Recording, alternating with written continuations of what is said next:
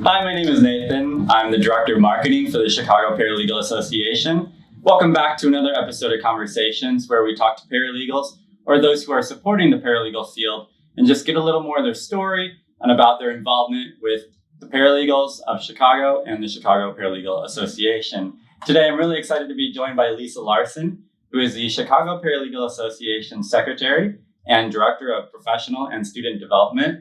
Lisa, thank you so much for joining us today. Thank you for having me, everyone. I'm really excited to answer some questions and to explain why I joined this field and why I love meeting all of the paralegals in this profession and growing with you all in this community.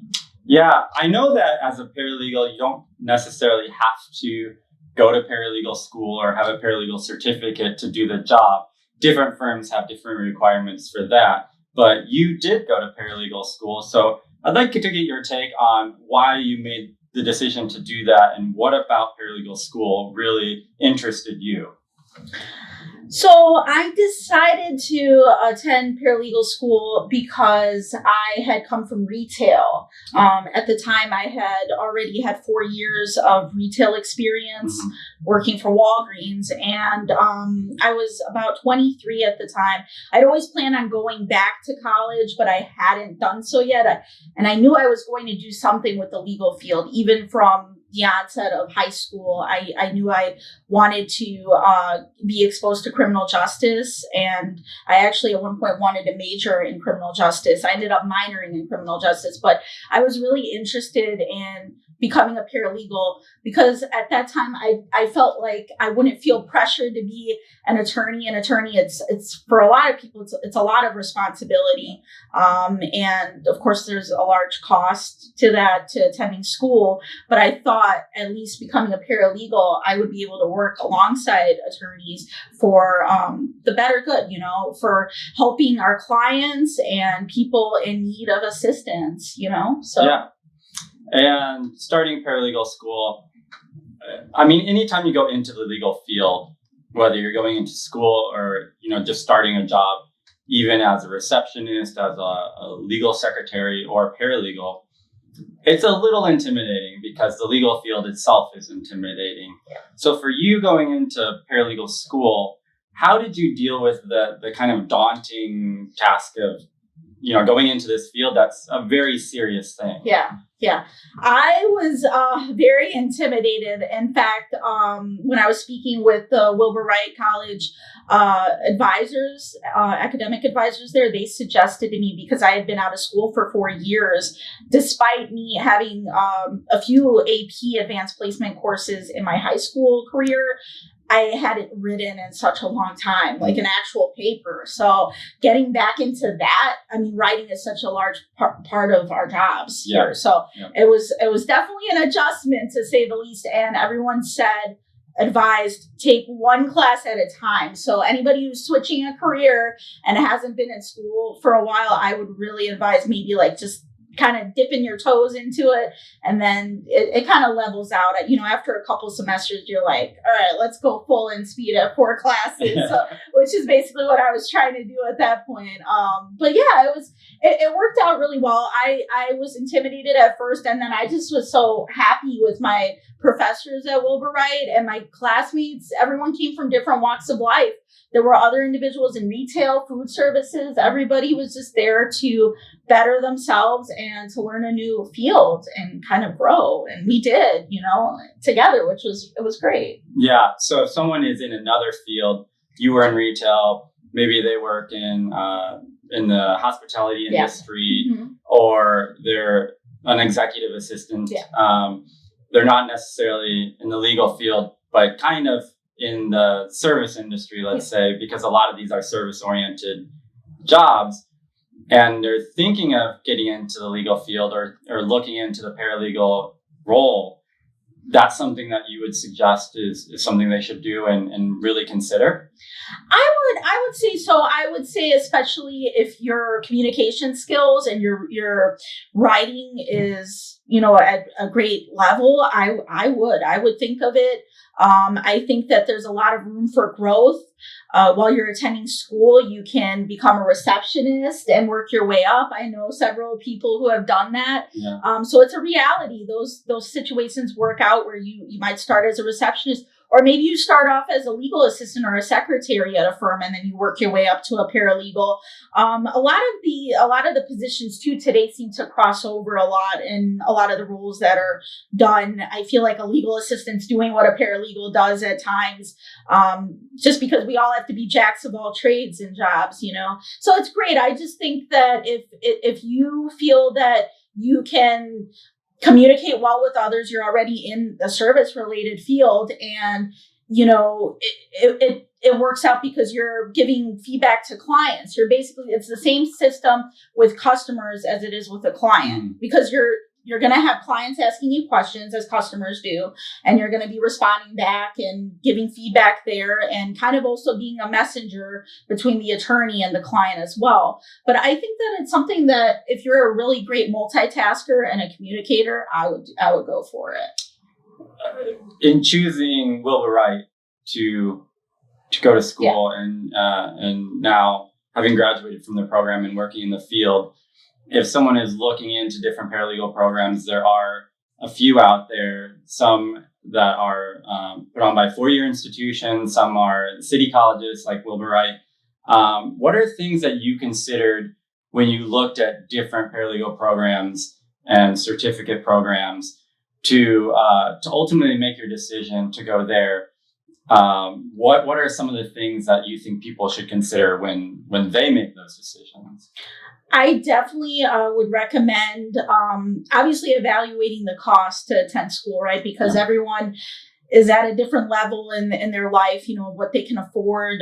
Maybe you can get some assistance from your parents, or from your, maybe you're making decent money and you can afford to pay a little bit more to go to a four-year university. Usually a four-year university is typically going to cost a little bit more to attend. The city colleges are, at least for me, it was a great option at that time. It was really relatively low cost. I was able to attend. I didn't have, a full scholarship, but I attended at a very low cost. So I would advise, a 2-year degree is something you can obtain without basically breaking your bank. You can really get that. It's attainable, and you're not going to break your bank. Also, another thing you can do is, once you do that, a lot of programs, Wilbur Wright is one of few that do have this. They offer a dual transfer program with Roosevelt University, which is also a ABA approved program. So that's another thing I would also advise, is to look out for ABA approved programs, just because the American Bar Association does go in and they do actual reviews annually of schools and their programs or courses. And they rate and state, if they are meeting that level of standards. So that's something to keep in mind, just for yourself. You're paying for your education, so you want to have the best. So I definitely kept that in mind, in the cost and what options they had in terms of times. If you're going to school, some people, if they're working during the day, maybe they have to go to night classes, or some people work at night and have to go during the day. So look at that and that flexibility. Or if you need hybrid courses, maybe, looking at colleges that offer that as well. So those are some really kind of top areas I would focus in on. Paralegals, they do look different at different firms, but ultimately we know they have to be multitaskers. We know we have to be detail oriented. We know good proofreaders. They really have to have the ability to be the jack of all trades in whatever they're doing, regardless of whether it's litigation, estate planning, any of the areas of law that they practice in or that they work in. There are certain skills that I think cross over all these areas. And I think one of the more well-known ones that paralegals have to have is the ability to multitask. But can you tell us, looking back when you first started as a paralegal coming out of school, what were the skills that you think were most important early on? And then how did you kind of develop those as you worked in your, the first, let's say, 6 months or a year of your career? So for me, I think definitely trying to get as much information from the attorneys at one time was a really big, important key. And that's been at most of the firms that I've worked at. You want to ask all of the right questions that you need to get a task done. And sometimes attorneys are well known to not give us all the information that we need at one time. So, or they may be unclear at one point, and you kind of have to say, okay, can you please clarify this for me? And I think not being afraid to do that, to go and knock on an attorney's office door and say, hey, I just want to make sure, am I doing this X, Y, and Z versus this? Because that's really, it's very important, especially like, let's say you're filing something, you don't want to misfile something, or, it's just always good. Don't be hesitant to ask questions. Just try to ask all the right questions that you can, at that time, because attorneys are very busy. So you don't want to have to go back and ask the question you could have asked before. So I think that was kind of a big one when I was starting out, was kind of getting rid of all that nervousness of doing that. Another thing is you definitely have to be a great multitasker. I think we all know that. It's definitely challenging. You might have a client on the phone and you have your attorney, in court who needs something immediately, or, and those situations happen, and you just have to prioritize and find a way to get each task done. Yeah. And I think prioritizing the tasks is the key here, and so sometimes it's just like, well, something's going to supersede the other, and you're just going to have to figure that out and be like, this can wait 1 minute and I can get this done, and just kind of cool your anxiety down, because that's where you're going to be like, so I'm overwhelmed right now. I don't know what to do, and those situations happen I feel like for everyone at some point, So I think that as you get obviously accustomed to what you're doing, you adjust and you feel confident. And I think that's an overtime type of thing. Mm-hmm. It doesn't happen overnight, obviously, but you get used to that and you get comfortable with that because you're confident in what you're doing at that point. I definitely think always double check. Do not assume that the attorney is always right. Double check these documents, because there are some little minor typos and things that you might see and you're like, how did they miss this? Like, it's right there, and we all miss things. Like, we might be doing that ourselves. So it's good that we're their second eyes and ears.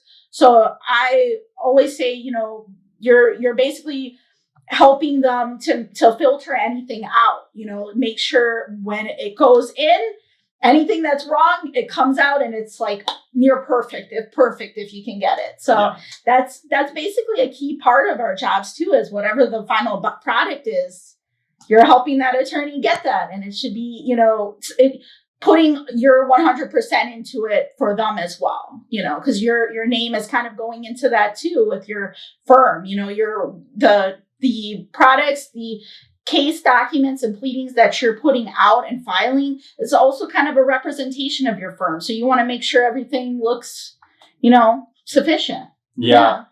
For me, when I proofread, I have to print it, because we look at screens so much that it's like, it kind of blends into one kind of blur for me at times. And printing it and actually proofreading on paper kind of takes me out of that space and puts me into another space where I'm like, okay, now I'm proofreading. Yeah. I'm looking for all the mistakes. I'm reading, a couple of times, being more careful, because it's a different medium. And I think that really helps me to make sure that I proofread efficiently. And then also, I don't file anything that I don't proofread. So even if the attorney doesn't say like, hey, can you proofread this and then file it, I read it every time. And I will tell you, I almost always find something that needs to be fixed in there. Yeah. And in the legal field, we know that even a small mistake can end up being costly for the clients. And so it's always good practice. As you've gotten more experience in the paralegal field, and as you've kind of networked with other paralegals, have you found things that have helped you to do your day-to-day job? Or, have you gotten advice along the way that you can pass on that would help people who are unsure if they're doing the job that they need to be doing, or if they're doing it, good, if it's good enough for the firms that they work for? Obviously, all firms are different, and only your attorneys can really truly tell you that, but I think a lot of people have this fear that like, am I doing what I'm supposed to be doing? Yeah. Am I doing it well enough? Am I doing enough of it? Am I billing enough time? Am I doing? Is there anything you can tell people towards that to say like, this is what helped me when I had these questions about my work? I think for me, because I always second guess myself as well, I think we all have a tendency to be really hard on ourselves, but it actually helped me. It took a while working at my firm, but I did ask the opinion of a few people, including a paralegal and a couple attorneys, associate attorneys, just feedback on, how well I perform and what they see. And they gave me good critique. I mean, that I'm actually doing above and beyond, and I get my tasks done efficiently and quickly. But especially when I first started, which is why I said you have to get comfortable and confident with yourself, I was just really like overwhelmed and like anxious, and it took a while. And I think that after a while you get comfortable enough with yourself where you're like, you know what, I did a lot. And you kind of start to see, like, you see your performance in works, because you'll go in, like for me, I'll go into a file and I'll see my name listed everywhere in time and drafting, and I'll say, you know what, I'm doing all right. Like, I see my name in here a lot, so I must be doing a lot of work, and I'm helping getting these cases open. So, I feel good about myself. I think to stop and to take a step back and look at your work, look at your work product, go in your files and look at things and reflect and say, hey, I did a lot, and like pat yourself on the back a little bit.